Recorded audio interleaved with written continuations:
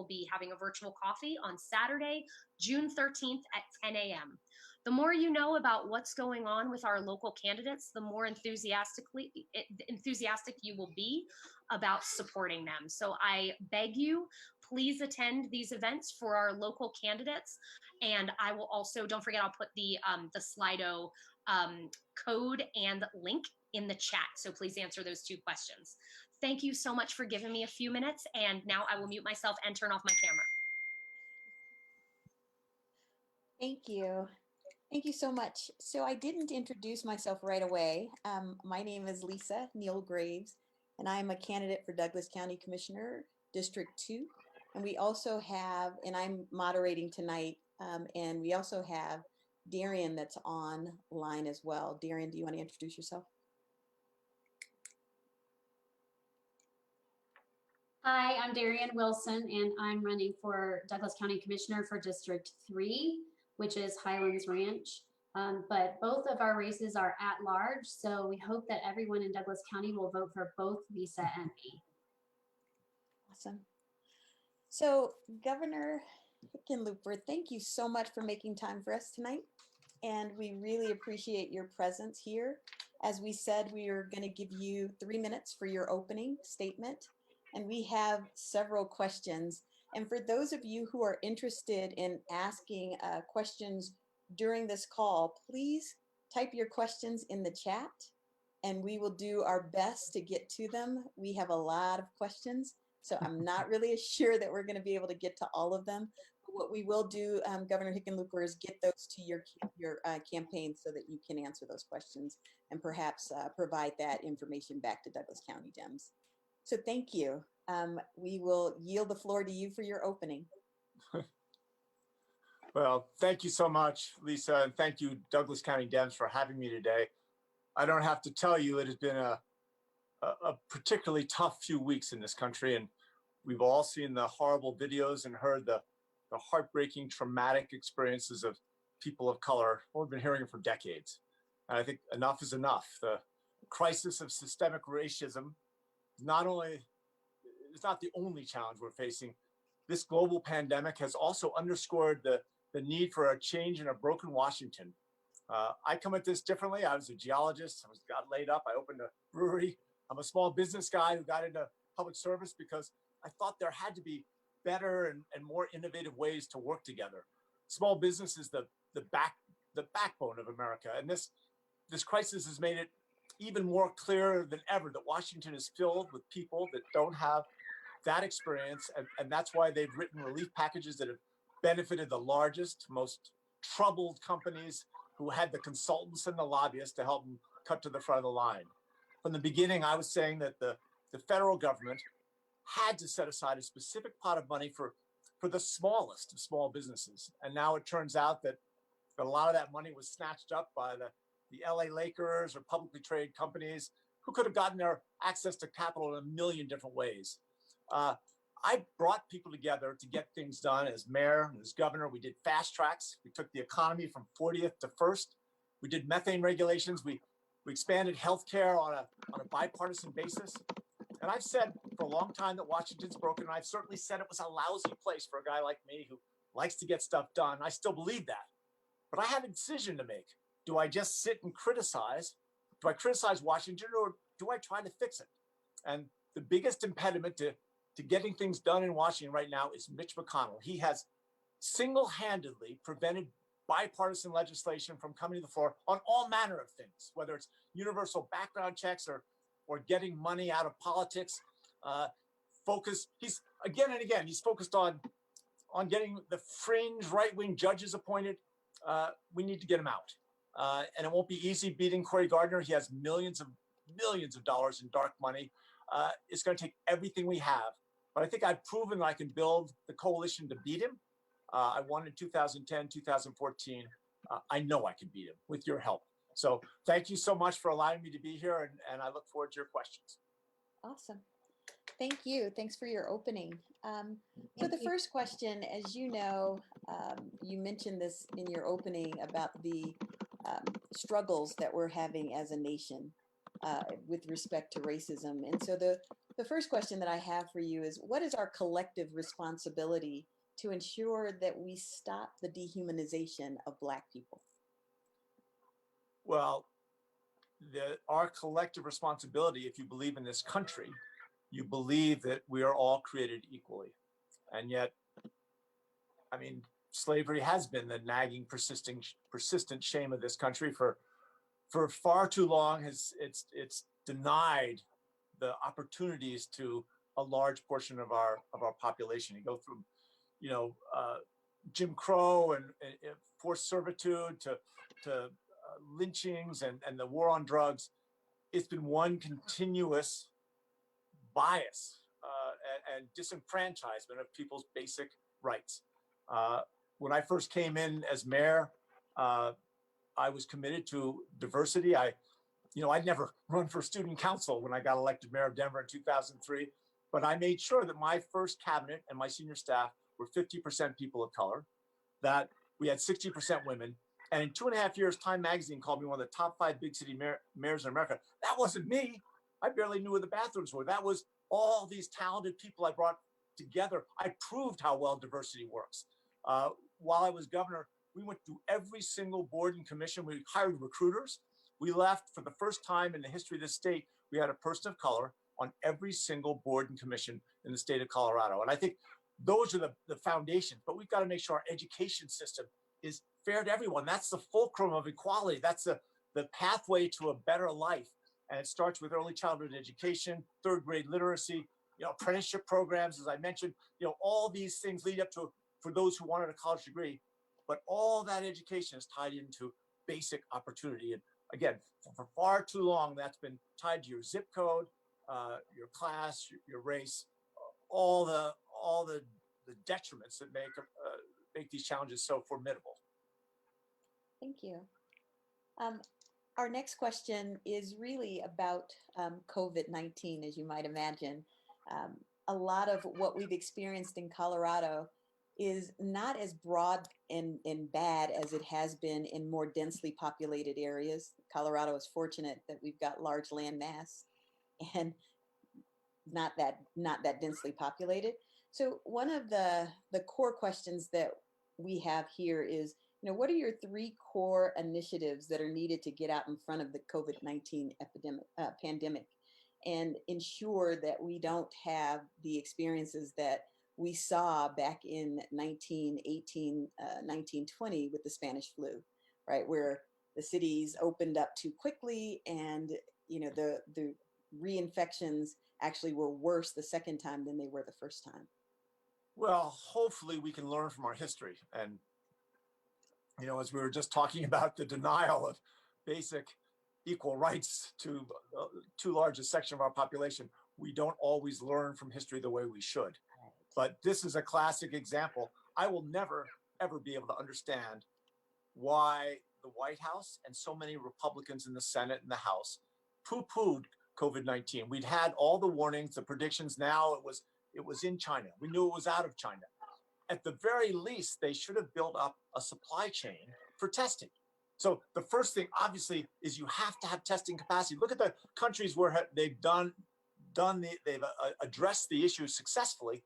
You start with testing, right? And then you have to be able to, if someone's test positive, you have to trace who they talked to, make sure that you can isolate them so they don't infect more people. That's how you begin to hold it in check.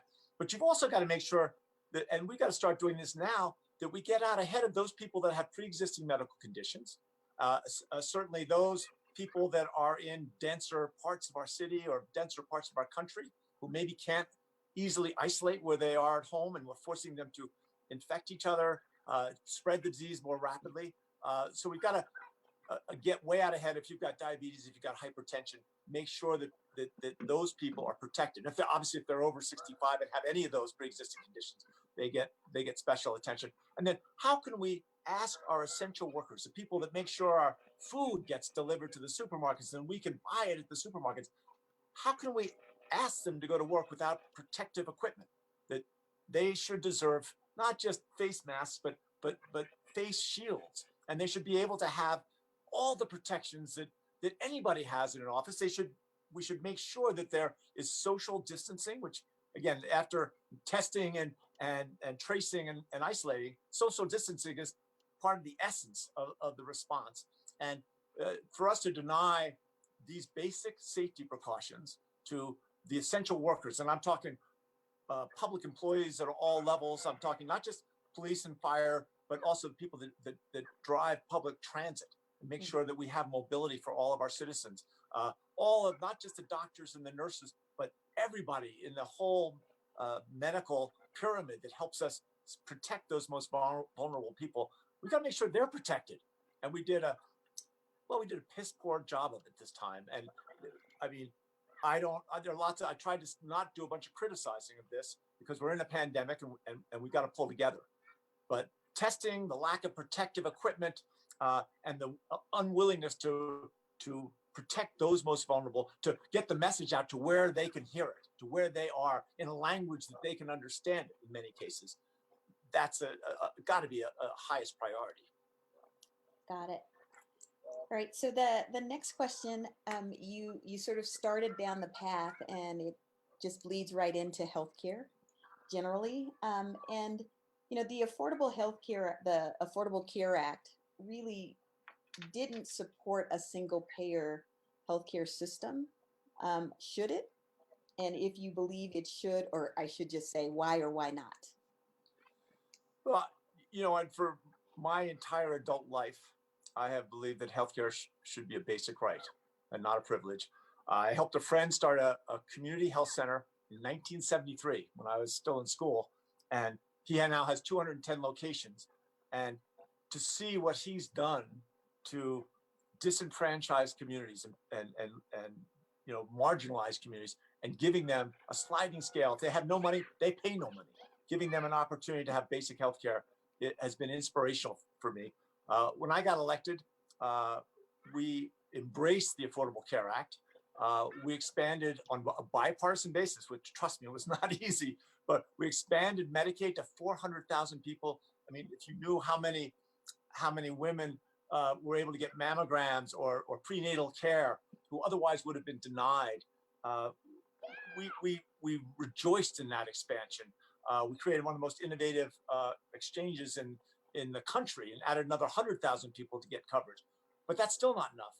And I think the fastest way to get to universal coverage is to use a public option on a sliding scale, and we can pay for it by, you know, finally getting our government last among nations to be able to negotiate bulk discounts for prescription drugs. But that is how we finance it. And then we get to work on controlling the costs. Everywhere I go in Colorado, we hear, you know, that people are worried about their premiums going up, the cost of prescription drugs, the co-pays, the peaks, the limits they put on their coverage. It's outrageous. I mean, it really is outrageous. And Cory Gardner is supportive of the lawsuit in Washington that wants to dismantle the Affordable Care Act. So first, we have 2.4 million Coloradans that have pre-existing conditions who would now be at risk. They'd lose their protections. Second, you look at the 400,000 people that we'd have to roll back coverage. And what about people who have COVID, right? Who might have their medical condition might have worsened seriously because of the COVID that they went through, and through no fault of their own, for the lack of preparation from our federal government. I think all these things have to come together. So we've got to get universal coverage, and then we've also got to control costs. Got it. All right, so we're going to move on to the economy. What policies do you support for federal debt management? Well, I think that this is a little bit like World War II. And when we went to war for our freedom, we recognized that we were going to have to borrow a lot of money. And we're in that same situation. And I don't know how to describe it in any other way, but to say, if we walk away from when all these small businesses are in their time of need, shame on us. And I think that we'll have repercussions and terrible consequences for years if we're not able to put the money into the system and make sure that those small businesses, they're the creators of jobs, right? The really super large companies, very few of them are actually creating new jobs. They acquire another company, they merge together, they shed jobs. That's how they finance those giant mergers. Small businesses is where we have to focus. So I would look at in addition to making sure that we have more money and access to capital, making sure it goes to the smallest small businesses. And why can't we use things like withholding taxes, which the federal government takes money out of people's bills? If we want workers to get money, let's reverse that and let the withholding tax system provide the liquidity, the money going back into the system. I think we also, when we went through the worst fires and worst floods when I was governor of Colorado, we learned that you can't, when people have lost so much, you can't go back and tell them, I'm going to make it back, I'm going to build it back the way it was. That's not enough when people have lost so much. You've got to build it back better than it was. You've got to build resiliency into the system, like we did with our floods and our fires. We build ourselves stronger. We got to do the same thing here. We got to raise the minimum wage. We've got to recognize that kids or every parent needs childcare so they can go to work. They need paid family leave. We need to use those building blocks that let's increase the earned income tax credit so working people can keep more of their money. So that gets them into the system. But then, for those small businesses, more access to capital. And it's not just from the CARES Act. Let's give incentives to the smaller banks to really go out and lend. After the San Francisco earthquake, that Bank of America was just starting. I think it was called the Bank of Italy, or it had a different name. But the guy who started that went out and he gave loans to the small businesses and they paid him back. I mean, it makes sense to do that. This country is just aching to have all these small businesses come back and be set free, so they can really, create a resurgence of our economy that drives not just employment but economic growth, the ability for people to gain. Let's look at how many people can buy houses if we do everything I just said. Awesome. Um, I think because we talked a little bit about COVID, I'm going to stay on the economy for one more question, if you don't mind. And Sure. that is, what's your ideal plan for reinvigorating the economy given the impact from COVID-19?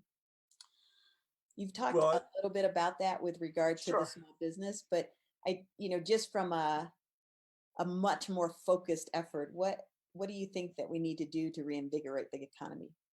Well, first we have to recognize how much damage has been done, and that damage has not been equal across all segments of society.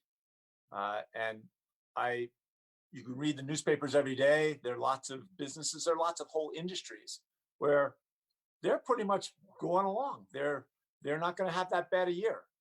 Whereas I can't tell you how many people I know who have not just lost their job, but they've lost their career. They don't know how they're going to come back. When you start a small business, whether it's a hardware store or a restaurant, a hair salon, your employees become your family. And for so many of those businesses, if we don't find a pathway to allow them to come back, uh, I mean, it is a tragedy that breaks my heart. And I sat down and seen people that I've worked beside, and I've watched them build their business for 20 and 25 years. And I've seen their employees learn and rise, and they're making real money, and they own a house, and they've created a real future for themselves. And that's all at risk. So I'll reemphasize some of those basic building blocks, right? The minimum wage, the paid leave, childcare for everyone who needs it, earned income tax credit. But also, I want to get rid of some of all the red tape that makes it hard for someone to start their business. Starting small businesses, restaurants, hair salons, this has been a pathway for immigrants, for people out of poverty, for as long as we've been Americans. And this is something which I think we need to put a huge focus on. So get rid of the red tape that makes that harder for people to start a business. But let's also find, as I said, more access to capital. Let's start trying to create networks and incentivize other businesses to mentor those small businesses. There are certain communities that have done that.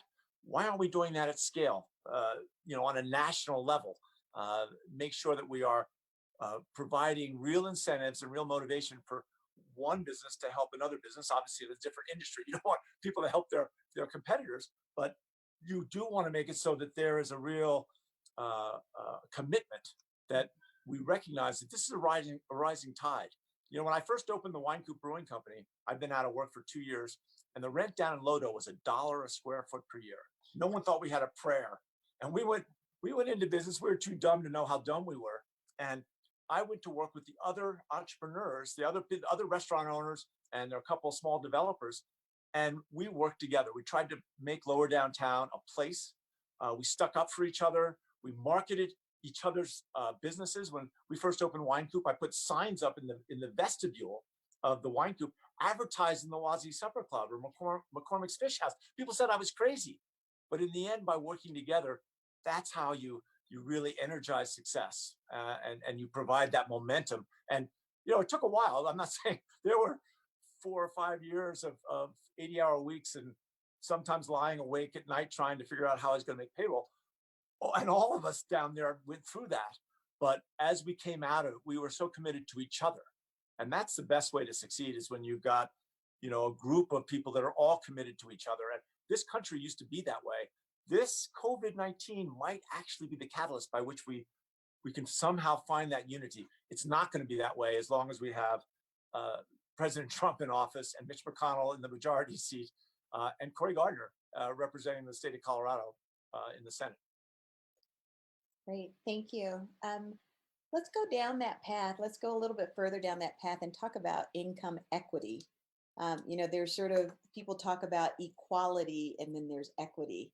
I'm really wanting us to focus on equity because I think if we go down the path of equality, we'll be here for a while.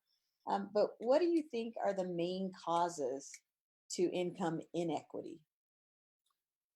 And how do we address those causes? Sure. And that is subject of endless debate. But I will say it is there. There are a number of different sources for that. Some of it is racism, some of it is sexism, some of it is people actually trying to create hurdles and making it more difficult for people to start a business or to grow a business. Just like there are people out there trying to make it more difficult to vote, right? Seems like every night Donald Trump goes on TV and talks about how vote by mail is corrupt and it's a fraud, and he tries to make sure no one will do it because he's hoping they can't do it. He'd love to get rid of the Postal Service because that's his form of inequity in terms of voting and gives him an advantage. So some of the inequity is the size, that we no longer worry about large companies. There's been a significant drop off of people starting their own businesses, which is one of the, as I've said again and again and again, one of the greatest ways for someone to climb that ladder of success and be able to actually buy a house and send their kids to college and build a better life for themselves, their children, their family. Those challenges that are put in their way, part of it is that as more and more companies are larger and larger, it makes it harder for a small company to actually start. In other words, there's such a competitive disadvantage. That's inequity, and we didn't used to allow it. The bottom line is, going back to probably 1950 or 55, we started allowing the erosion of those protections for working people. I mean, when you look at the shrinking of the middle class, it has largely happened from 1975, really took off during Ronald Reagan's time in the 1990s. That erosion, if you map it, it's almost identical to the erosion of labor unions. And labor unions had gotten into trouble. There was corruption. That doesn't mean that workers shouldn't be allowed to organize themselves and make sure that they get a fair deal. And I think that's something that we're going to see more and more of as we recognize what equity is and how inequitable it is, and what it used to be in this country. And I look at what and you talked a little bit about the national debt. I'll return to that. At the end of World War II, we had an enormous level of debt compared to our GDP. I mean, even beyond what we'll have at the end of COVID-19. And yet we were unified on it. And at the end of the war, we took on the Marshall Plan because we knew we had to invest in the economies of Germany and Europe and China and the Far East, or else we wouldn't have a secure world. We couldn't have something where we could build a future. So we did that. And then we had the GI Bill, and we borrowed more money to make sure everyone coming back could get an education to help be part of the infrastructure that allowed us to build this new economy that would benefit everyone. Then, of course, then Eisenhower came along, and we decided to build the interstate highway system, borrowed more money. we borrowed because we were building infrastructure that would lead to a better future for everyone. And we were unified in it. We got to get back to that. And again, if there's one silver lining of COVID, at least it gives us a chance that we can make those infrastructure investments. We can, protect working people. We can, dramatically improve our education system, and again, move towards that ultimate dream of equal opportunity. So I'm gonna go down this path just a little bit further and talk a little bit about tax policy. Do you think that there are benefits to a flat tax? And if so, what do you think they are? What do you think those benefits are? Well, If you think they are. the only place, I'm not a tax expert. As a small business guy, like anybody, I hated taxes. Um, it's just what it is. You Understood. work so hard, and it's just, when you're a small business person, it's always, at least for a long time, it becomes a real struggle. Uh, my understanding of where a flat tax works, and there are certain countries in Europe that have uh, a tax that's on all commodities, all goods that are purchased, consumer goods, and there's that base tax. I know that that's a system that works in Europe. We've talked about it a lot in the United States. For a lot of Americans, it's a real challenge, and they are dead set against it.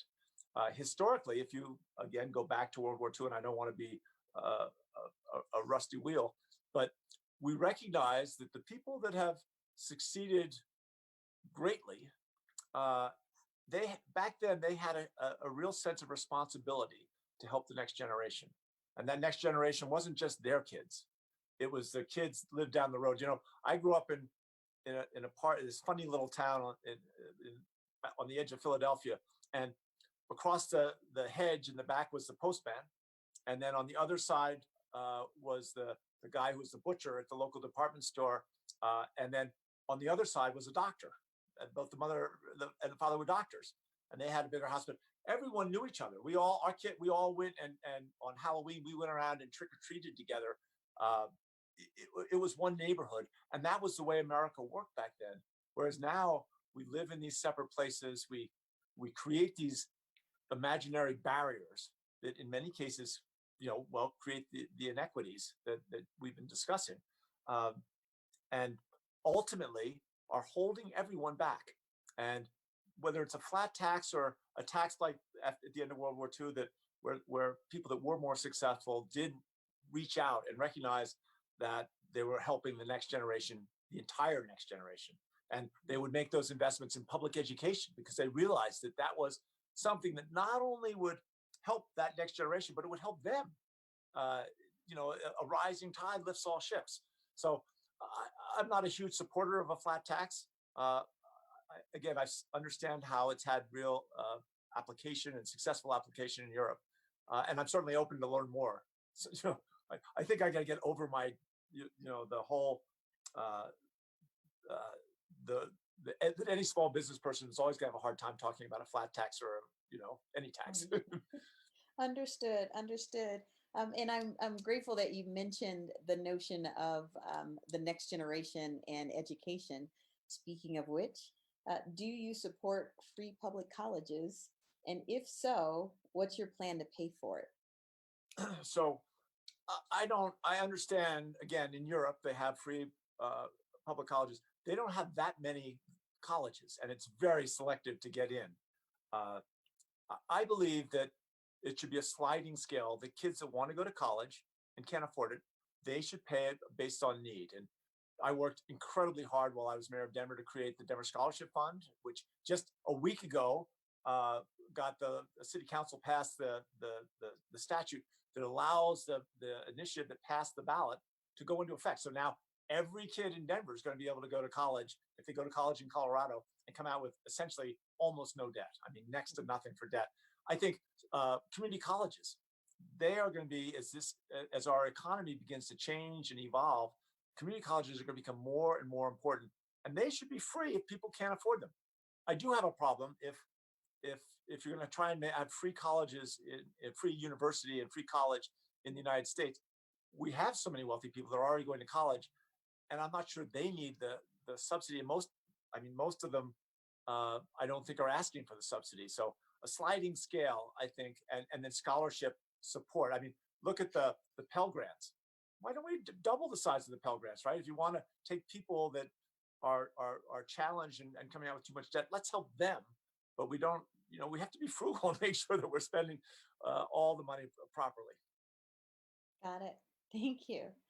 I'm gonna ask one final question on our list of questions, and then we'll go to the list that some of the attendees have actually added. One final question, and you mentioned this a little bit earlier. You were talking about sort of addressing or at least redressing the issues of sexism in our country. And I guess the primary question I would ask is, will you sign an oath to believe survivors? Yes, absolutely. Without thinking, I think the enormous history of sexism in this country and certainly sexual abuse, sexual crime requires us. If a woman has the courage to come forward, we should believe her. Yeah, and so along the same lines, though, what's your approach to addressing institutional sexism? Sexism is sexism, and this leads you into challenging situations. But are we trying to work with our better angels? Are we trying to get to a more perfect union? I hope so. And institutional sexism is in many cases more pernicious because it goes unobserved too often. My wife Robin is a executive at a large corporation. She loves her job, she loves her boss, but she sees it.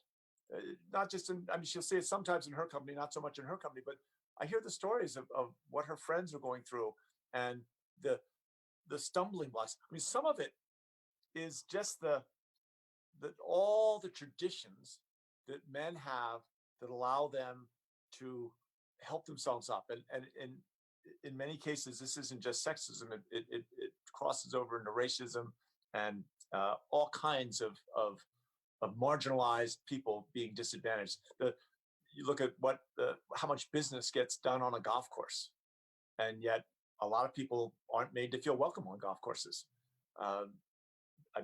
Again, you would argue that's a very small. I'm not saying that's a big deal or that it's a glaring example of sexism. But I think if you look at who's playing golf and what it looks like, there are women. I'm not, I'm going to get myself in trouble here, but I think that's a level of institutionalized sexism that we should be addressing.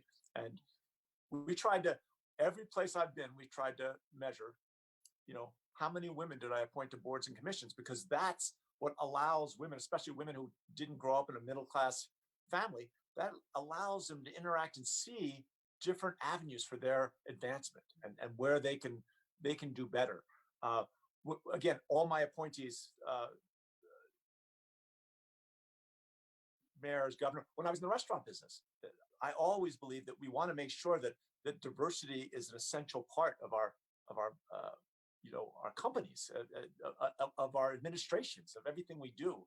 I remember when we first opened the Wine Coop back in '88, in the summer of '89, our general manager left, and there was a guy who, Chris Horner, a wonderful guy, openly gay, and he was the bar manager, and we made him the manager. He was the right guy. We weren't going to find anybody better. And we had several customers. Again, this is 1989 that came up and said, I'm not sure we're going to go to your place. You're going to get a lot of pushback. And we sat down with all the employees. We had an all-employee meeting, and everyone, bought into it. This was our response, was to back Chris Horner up 1,000%. And all of a sudden, A, part of it was Chris Horner was a really good manager, but B, everybody was focused on going above and beyond because they had a mission now, and that mission was that everyone was equal, and they wanted to be part of that. I think that mission's got to be involved in every mayoral administration, every gubernatorial administration, in everything that all of us do. Thank you. So I'm going to give you a quick break in sort of the hard questions and give you one that's sort of a little bit of a softball. Those And are that always the hard ones, Lisa. You know that. It's going to be the hard one. if you're elected, what will be your first bill that you introduce? That comes from one of our county precinct chairs, and that's Tim Currington. Okay. Thank you, Tim. I appreciate the question. And, you know, this is not a normal situation. And, you know, I've been very focused on trying to figure out what the priority should be. And if you look at what the Trump administration has done to the EPA, but not just the EPA, to the Department of Agriculture, to the Department of the Interior, so many places they are stripping away regulations that have protected our air and our water, have protected our food, have protected our supply of prescription drugs. All these things it's just getting ripped away, and a lot of times they are trying to go so fast that they're not going to be able to get everything done. And I think just maybe that the first bill that we should pass would be to stop everything in its tracks and really, you know, make sure we'd have to do it during the transition. We'd have to make sure we're not cutting off a budget, you know, payroll, people would miss their paychecks. We have to make sure we're not, you know, cutting off our nose to spite our face, as my grandmother used to say. We'd have to make sure that we're not creating harm in this process. But I want to make sure that the damage that we're going to have to repair is as minimal as possible. So I think that would be the absolute first thing. I mean, there's a lot of things that need to be done. Great. So that was your sort of reprieve, right? That gave you a chance to. There's another question, and this one is from Sean Matthews, and I'm going to sort of paraphrase. I can't get to the whole question, but I'll say regarding the income equity, what policies would you support to work to eliminate gender pay discrepancies, right, as well as the gap between executive compensation and worker compensation? So say that last part. Let me say that last part again. So, with regarding income equity, what policies would you support to eliminate gender pay discrepancies? Got that one. I got that part. As well as the gap between executive compensation and non-executive compensation. So executives and worker pay. So gender discrimination, which clearly exists. First is there are a couple bills in Congress that really address equal pay. They've been obviously tied up because Mitch McConnell doesn't want them to see the light of day. And the payroll equity is, I mean, that's a good place to start. But I also think we have to protect women from, in other words, when they're being hired, they are routinely asked how much they got paid at the previous job. And study after study demonstrates that that's a way to hold them down. That the person doing the hiring says, well, I'm not going to pay you what you're worth. I'm going to pay you a little more than what you were making before. And it continues to the inequity continues to persist. So I think that, you know, making sure that women have the right not to say what they were paid. And I think also let's get transparency in what companies pay everybody. And companies are going to fight this tooth and nail. But, you know, it's a fairly big movement now to have open payrolls, and it creates real teamwork. It makes the workforce become a community, and they become more committed to each other's success and do all those things that I think any business would want. So I think that, I mean, there's a whole list of stuff. I won't go down the whole list. I think in terms of the executive compensation, that's difficult. And I think there might be a formula that we could put in place that would allow some restraint. You know, you look at the ratio between the different, you know, what the ratio is between the executives paid the most and what their lowest paid worker gets. That creates a real incentive for the executive to pay to bring everybody back up and pay them more. I think there are a lot of legal challenges that would that would be a battle. Historically, the way people have addressed this is by, uh, a sliding scale taxation that takes into account, if you go back and historically, we had much higher rates of taxation, and we had much lower uh, magnitudes of wage discrimination. Got it. Okay, so just a quick sort of fun question. Somebody asked if you would introduce your dog. Your dog. So that is Sky. She's Heinz 54. We got her from the shelter rescue up in Fort Collins, connected with the vet school, and then we sent her out to one of the prisons, and we have a program in Colorado where inmates are allowed the opportunity to become dog trainers and to learn how to train dogs. And we sent her out there for a month. It was I can't remember what the cost was, but it was a lot of money, but it was worth it, because she came back and here she is, a dog of the streets. While as governor, we spent a couple of years living in the mansion. And so my wife Robin would always say, "There's Sky, dog of the streets, who lives in a mansion." but she's a good dog. I mean, she's a good guard dog. She barks. She's never bitten anyone. Right. She's now 7 years old. She's part of the family, as she should be. Nice. All right, so now I'm going to go back to the harder questions. And I apologize for those who have actually, you've got questions that are sort of above like they were early on. It's harder to go back to them, but I will definitely send those to your Sure. campaign so that you And can. I will look at every question that I don't get to answer. Send to the campaign. We'll get you an answer, but I guarantee you, I will look at them myself personally, Awesome. and make sure that the answer that you get is something that I sign off on and that I'm committed to. So Carson Black asked, Governor Hickenlooper, do you support universal basic income? So thank you, Carson, for the question. And I think that's going to become a bigger and bigger issue, depending on the magnitude of COVID-19 and what it does to our economy. And how do we, especially young people, how do we keep them engaged? And I've been supportive of having some sort of a service year, a way to engage young people and make sure they've got something constructive and they can get paid.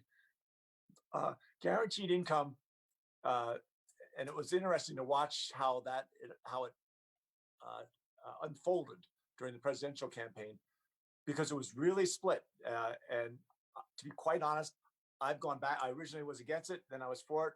Now I'm more back on the fence. Just because you don't want to take away people's incentive to work. And I understand a basic income is not going to take away their incentive. But I look back now, and one of the things I worry with my son, he's just graduating from high school. And when I first opened that restaurant and we paid ourselves 24 grand, which is $12 an hour if you work 40 hours. But we were working literally 75 and 80 hours. So we're paying ourselves $6 an hour for 4 or 5 or probably almost 5 years at that level. And I look back on that as some of my happiest times, where I suffered, in ways.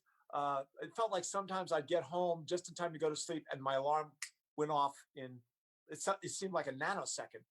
And yet I look at the relationships and how rich my life was, and how meaningful that was to me. And I hope, I talked to my son about this. I hope that he can find something that he cares about and pushes him to get engaged at that level. Maybe not 80 hours a week, but and maybe not for a long period of time, because again, that was just in my nature. I was just obsessed and driven to make this thing successful.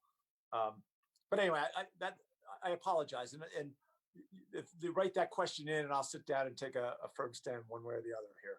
All right, I will send that along with the other questions as well. One final question before I'll allow you the few minutes to do your closing, and that is, what distinguishes you from Andrew Romanoff? Well, several things, and just to be clear, I admire Andrew. I've known him for a long time. He actually got into politics before I did. He was elected in 2000. I got elected as mayor in 2003. I mean, I never run for student council. I think I mentioned that, but I didn't. I was too dumb to know how little I knew. Um, but anyway, we have very different backgrounds. And I think in terms of uh, my small business background, where I have that 15 years, not just trying to help myself, but working with other businesses and trying to interface with the city government and the state government, there's just so many valuable lessons that have come invaluable in terms of, especially when I became governor and I worked with the General Assembly to try and make sure we got the right laws. And I looked at Washington now, and in the whole U.S. Senate, 100 U.S. senators. Uh, my son looked this up and Googled all the senators. According to him, there are only 5, maybe 6 entrepreneurs, people that have actually helped start a small business or run a small business in the entire Senate. So that didn't used to be that way. That's a kind of a vanishing breed. Uh, I also have a science background. I have a master's in environmental science. We haven't gotten a chance really to talk about climate change, but go to my website, hickenlooper.com, and you will see, I think, one of the most comprehensive climate plans to address what is clearly the worst, the worst looming crisis that the Earth has ever faced, and we're running out of time on it, and we've got to address it in real time. Last thing, I ran for governor twice in 2010, 2014, 2 of the hardest years for Democrats in the last 20 years. And, I went to every corner of the state and I won in both those years. I outperformed in rural areas. And I think Cory Gardner is going to be tough to beat. He's got, a huge war chest of resources. He is agile. He'll say whatever he needs to ingratiate himself. He's going to be the great friend of the environmentalists, even though he supported every single time that Donald Trump has tried to eviscerate more of the EPA. Cory Gardner is going to be able to go out there and say he's, for you name it. We've all heard about that.